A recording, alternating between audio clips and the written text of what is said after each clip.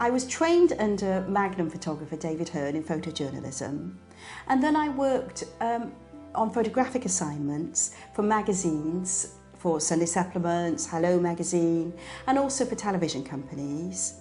But then after a little bit of time, I moved then into wedding and portrait photography. But I'm very keen to bring my magazine style to my wedding and portrait work, in that I like to keep it looking, really nice and natural.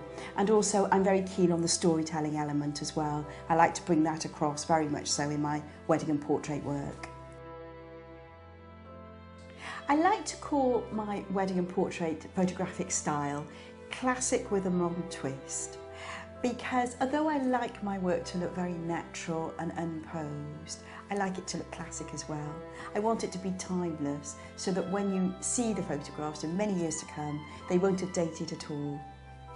Whether it's a wedding or portrait session, I still like to do a few pose groups, but I like to pose those quite naturally and not make them, look too sort of stiff and formal.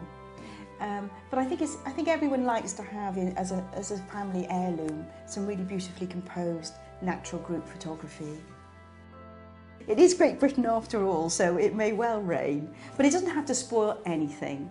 I always have all my lighting equipment with me, and my husband Rod puts up all the lighting very quickly so that we can still carry on doing group photography and bride and groom photography wherever we are.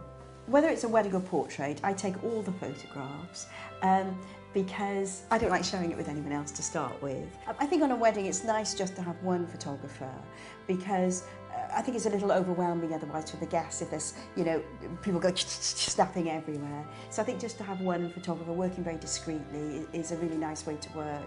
How I'd sum up my style is that what I'm most keen on capturing is emotion and personality. And sometimes you can get that in an unposed moment, sometimes it can be in a posed moment. But I love it when someone's character and their whole kind of way of being just kind of comes across and you're able to capture that photographically. I would like to say also something that I like to think I'm quite good at is getting the best angle on people so that they always look at their best.